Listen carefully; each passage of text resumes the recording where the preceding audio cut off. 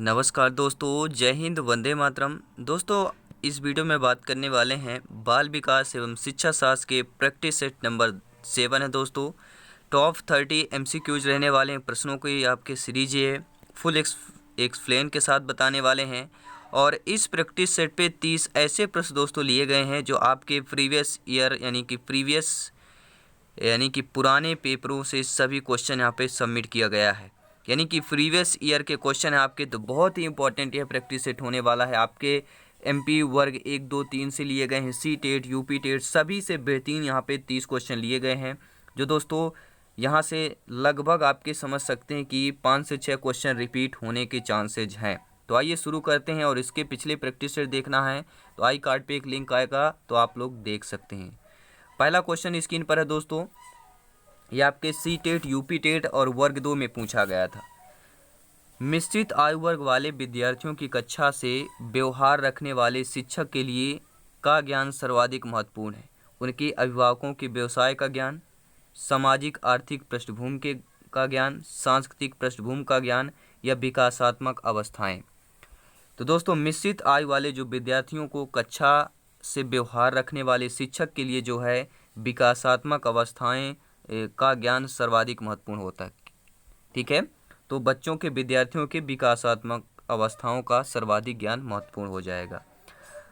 Second question है दोस्तों, अगला प्रश्न है, किशोर जो है का अनुभव कर सकते हैं? किसका अनुभव कर सकते हैं? तो किशोर आपके दुश्चिंतता और स्वयं के सरोकार का अनुभव कर सकते हैं। अपनी दुश्चिंतता का और स्वयं का जो सरोकार रहता है, तो किशोर, क्योंकि किशोर की बात की गई इसलिए वह दुश्चिंतता और स्वयं से सरोकार राइट आंसर हो जाएगा। अगला प्रश्न देख रहे हैं दोस्तों, अगला प्रश्न है आपका, निम्नलिखित में से कौन सा विकास का सिद्धांत है? देखिए दोस्तों, विकास के सिद्धांत की बात की गई है, तो विकास की सभी प्रक्रियाएं अंतः संबंधित नहीं हैं, तो ये आपका नहीं होगा, क्योंकि विकास की सभी प्रक्रियाएं अंतः संबंधित होती हैं लेकिन ऑप्शन में नहीं है, तो यह आपका विकास का सिद्धांत नहीं होगा। फिर सेकंड है, सभी की विकास दर समान नहीं होती। ये बिल्कुल सही बात है। विकास का सिद्धांत यही है कि जो सभी बालकों की विकास दर हैं वह एक समान नहीं रहती, तो ये आपका सेकंड ऑप्शन यहाँ पे सही हो जाएगा। अगला प्रश्न आइए देखते हैं, अगला प्रश्न क्या पूछा जा रहा है। प्रश्न यह है दोस्तों, निम्न में से कौन सा शिक्षार्थियों में सृजनात्मकता का पोषण करता है? अब देखिए, शिक्षार्थियों में सृजनात्मकता का पोषण की बात की जाए, ठीक है, शिक्षार्थियों विद्यार्थियों में सृजनात्मकता का पोषण जो है आपका प्रत्येक शिक्षार्थी की अंतर्जात प्रतिभाओं का पोषण करना एवं प्रश्न करने के अवसर उपलब्ध कराना। शिक्षार्थियों में सृजनात्मक पोषण यही करेगा, क्या करेगा? प्रत्येक शिक्षार्थी की अंतर्जात प्रतिभाओं का पोषण करना एवं प्रश्न करने का अवसर उपलब्ध कराना। इससे जो है दोस्तों आपके शिक्षार्थियों में सृजनात्मकता का पोषण होगा। अगला प्रश्न दे रहे हैं दोस्तों, क्वेश्चन है, प्राथमिक स्तर पर एक शिक्षक में से किसे सबसे महत्वपूर्ण विशेषता मानना चाहिए? तो सही आंसर क्या हो जाएगा? देखिए, प्राथमिक स्तर की प्राथमिक स्तर की बात की जा रही है दोस्तों। प्राथमिक स्तर यानी कि 0 से लेके 1 से लेके 5 तक समझ सकते हैं। कक्षा 1 से लेके 5 तक के विद्यार्थियों की बात की जा रही है, या 1 से 5 तक के आपके स्कूल की बात की जा रही है, विद्यालय की बात की जा रही है। तो प्राथमिक स्तर पर एक शिक्षक में से किसे सबसे महत्वपूर्ण विशेषता मानना चाहिए? तो प्राथमिक स्तर पर धैर्य और दृढ़ता को शिक्षक के सबसे महत्वपूर्ण विशेषता होती है। प्राथमिक स्तर के बच्चों को पढ़ाने वाले शिक्षकों में धैर्य और दृढ़ता सबसे महत्वपूर्ण विशेषता होगी। अगला प्रश्न आइए देख रहे हैं दोस्तों, अगला प्रश्न है, संकल्पनाओं की व्यवस्थित प्रस्तुत विकास के निम्नलिखित में किन सिद्धांतों के साथ संबंधित हो सकती है? सही आंसर आइए जान लेते हैं दोस्तों। सही आंसर आपका यहाँ पे दिया ही नहीं है, दाया ऑप्शन है। तो आइए देख लेते हैं, संकल्पनाओं की व्यवस्थित प्रस्तुत विकास के निम्नलिखित में किस सिद्धांतों से साथ संबंधित हो सकती है? किस सिद्धांत के साथ संबंधित हो सकती है? देखिए, विकास के परिणाम स्वरूप वृद्धि होती है, ये तो हो नहीं सकता। विकास के परिणाम स्वरूप वृद्धि होती है, ये आपके संकल्पनाओं की व्यवस्थित प्रस्तुत विकास का सिद्धांत से संबंधित नहीं होगा। ना ही आपका विकास सापेक्ष रूप से समीक होता है। विकास विषम जातीयता के स्वतंत्रता की ओर अग्रसर होता है, तो ये भी आपका संकल्पनाओं की व्यवस्थित प्रस्तुत नहीं होगा सिद्धांत।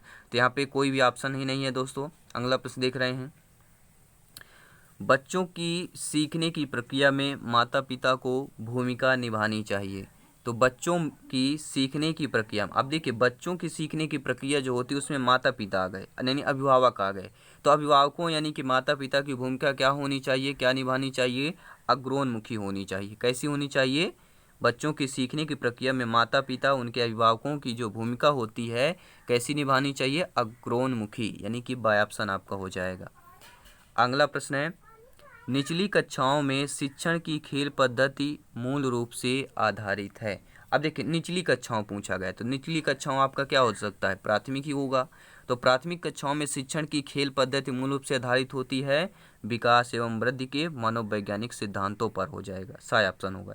देखिए यहाँ पे प्राथमिक न देकर निचली कक्षा दे दिया गया है। अगला प्रश्न देख रहे हैं, प्राथमिक कक्षा में सकारात्मक वातावरण निर्मित करने के लिए एक शिक्षक को क्या करना चाहिए? दोस्तों प्राथमिक कक्षा में सकारात्मक वातावरण निर्मित करना है तो यहाँ पे शिक्षक को विभेद नहीं करना चाहिए, प्रत्येक बच्चे के लिए समान लक्ष्य सुनिश्चित करने चाहिए। ये होगा right answer, the option, fourth option हो जाएगा। अगला प्रश्न ये देख रहे हैं दोस्तों, वह कौन सा स्थान है जहां बच्चे के संज्ञानात्मक विकास को सबसे बेहतर तरीके से परिभाषित किया जा सकता है? तो वह आपका स्थान कौन सा है जहां पर बच्चे के संज्ञानात्मक विकास को, देखिए स्थान का नाम बताना है जहां पर बच्चे के संज्ञानात्मक विकास को सबसे बेहतर तरीका से परिभाषित किया जा सके। तो वह स्थान है विद्यालय एवं कक्षा पर्यावरण होगा, यानी विद्यालय और कक्षा के आसपास का पर्यावरण, मतलब क्या होता है? आसपास का वातावरण। तो कक्षा पर्यावरण हो जाएगा, यहाँ पे ऑप्शन सेकंड ऑप्शन सही हो जाएगा। अगला प्रश्न ये देख रहे हैं, सीबीएसई द्वारा प्रस्तावित समूह परियोजना गतिविधि का एक सशक्त साधन है। दोस्तों सीबीएसई द्वारा एक प्रस्तावित परियोजना गतिविधि सशक्त साधन कौन सा होगा? तो सीबीएसई द्वारा प्रस्तावित समूह परियोजना जो होगा, अनेकता में एकता की संकल्पना का प्रचार प्रसार करना सशक्त साधन होगा, सेकंड ऑप्शन सही हो जाएगा। अगला प्रश्न ये देख रहे हैं, नर्सरी कक्षा में शुरुआत करने के लिए कौन सी विषय वस्तु सबसे अच्छी होती है? तो अगर नर्सरी कक्षा में शुरुआत करना हो तो वह सबसे विषय वस्तु होगा मेरा परिवार। अगला प्रश्न देख रहे हैं, शिक्षा के संदर्भ में सामाजिकरण से क्या तात्पर्य है? तो शिक्षा के संबंध में सामाजिकरण का तात्पर्य है सामाजिक वातावरण में अनुकूल और समायोजन, हो जाएगा। अगला प्रश्न ये देख रहे हैं, छोटे शिक्षार्थियों को कक्ष में समवयस्कों के साथ अंतःक्रिया करने के लिए प्रोत्साहित करना चाहिए, जिससे, आप समझिएगा, छोटे शिक्षार्थी मतलब क्या होंगे? जो प्राथमिक विद्यालय में होंगे। कक्ष में समवयस्क यानी कि सेम एज वाले, समवयस्क मतलब वही होता है सेम एज वाले, सेम उम्र वाले, ठीक है, के साथ जब बच्चे अंतःक्रिया करने के लिए प्रोत्साहित करना चाहिए, जिससे वे पढ़ने के दौरान सामाजिक कौशल सीख सकें, फोर्थ ऑप्शन सही हो जाएगा। अगला प्रश्न आपका पूछा गया था दोस्तों, यह सी टेट और आपके यूपी टेट रीट एग्जाम में भी आया था, ग्रेड 3 लेवल में, यानी कि प्राइमरी टीचर में ये क्वेश्चन आ चुका है। और संविदा वर्ग 3 में ये क्वेश्चन आया था कि बच्चों में बौद्धिक विकास की 4 विशिष्ट अवस्थाओं की पहचान की गई है, किसके द्वारा की गई है? बच्चों में बौद्धिक विकास की 4 विशिष्ट अवस्थाओं की पहचान की गई है। तो पियाजे के द्वारा 4 बौद्धिक अवस्थाएं की पहचान की गई है। आप लोगों में कई बार दोस्तों प्रैक्टिस सेट में बता चुका हूँ। अगला प्रश्न है, पियाजे के अनुसार निम्नलिखित में से कौन सी अवस्था है? अब देखिए जीन पियाजे ने 4 अवस्थाएं बताई आपकी, ठीक है। पहली अवस्था आपकी संवेदी प्रेरक अवस्था, दूसरी है आपकी पूर्व संक्रियात्मक अवस्था, तीसरी है आपकी मूल संक्रियात्मक अवस्था, चौथी आपकी औपचारिक संक्रियात्मक अवस्था।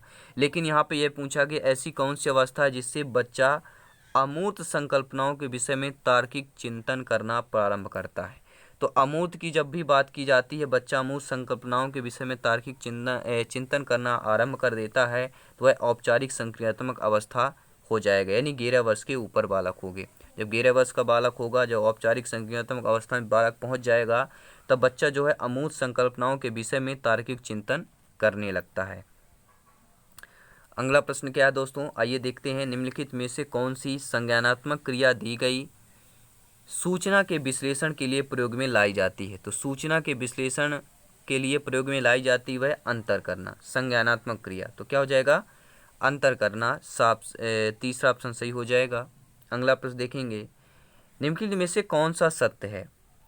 शिक्षक द्वारा प्रश्न पूछना संज्ञानात्मक विकास में बाधक है, तो यह बाधक नहीं हो सकता, ऑप्शन असत्य है। विकास और सीखना समाज सांस्कृतिक संदर्भों में अप्रभावित रहती, ये बात सही है। यहाँ पे बा ऑप्शन आपका सत्य हो जाएगा। अगला प्रश्न आइए देख रहे हैं, बाल केंद्रित शिक्षा का समर्थन निम्नलिखित में से किस विचारक द्वारा किया गया है? तो बाल केंद्रित शिक्षा का समर्थन आपके जॉन डीवी विचारक द्वारा किया गया है। जॉन डीवी क्या है? एक विचारक है। बाल केंद्रित शिक्षा का जो समर्थन है किसके द्वारा? जॉन डीवी द्वारा किया गया। दोस्तों उम्मीद करता हूँ काफ़ी सारे क्वेश्चन हैं और ये बहुत इंपॉर्टेंट क्वेश्चन, यहाँ से हो सकता है 10 क्वेश्चन रिपीट हो जाए, 5 हो जाए, 2 हो जाए, 4 हो जाए, कितने भी रिपीट क्वेश्चन हो सकते हैं, कोई यहाँ पे संभावना नहीं है, लेकिन संभावना है रिपीट होंगे। तो बहुत ही अच्छा प्रैक्टिस सेट है। सभी मित्रों को जय हिंद, वंदे मातरम। दोस्तों बस हंसते रहिए, मुस्कुराते रहिए और क्लासेज अटेंड करें, प्रैक्टिस सेट करें। प्रश्न आइए देख लेते हैं, जॉन डीवी द्वारा समर्पित लैब विद्यालय के उदाहरण है। तो जॉन डीवी क्या है? एक आपके बाल केंद्रित शिक्षा के समर्थन माने जाते हैं जॉन डीवी।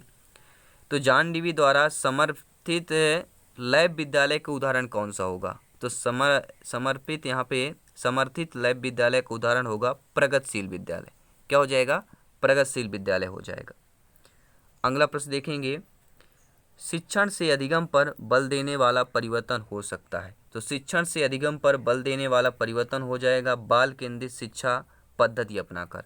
बाल केंद्रित शिक्षा पद्धति अपनाकर शिक्षण से अधिगम पर बल देकर देने वाला परिवर्तन हो सकता है, बाल केंद्रित शिक्षा पद्धति को अपनाकर। अगला प्रश्न है, निम्न में से कौन से बच्चे की सामाजिक मनोवैज्ञानिक आवश्यकताओं के साथ संबंध नहीं है? देखिए दोस्तों, सामाजिक अनुमोदन अथवा सराहना की आवश्यकता, यह संबंध है। संवेगात्मक सुरक्षा की आवश्यकता, ये भी संबंध है। और संगत की अवस्था, ये भी संबंध है।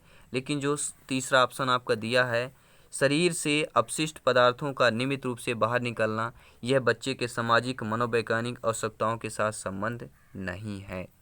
अगला प्रश्न आइए देखते हैं, वाइगोस्की के सिद्धांत का निहितार्थ है। तो वाइगोस्की का सिद्धांत का निहितार्थ है सहयोगात्मक समस्या समाधान। क्या हो जाएगा? जो सहयोगात्मक समस्या समाधान है वह वाइगोस्की के सिद्धांत का निहितार्थ माना जाता है। अगला प्रश्न आइए देख लें, बहुत ही इंपॉर्टेंट प्रश्न है।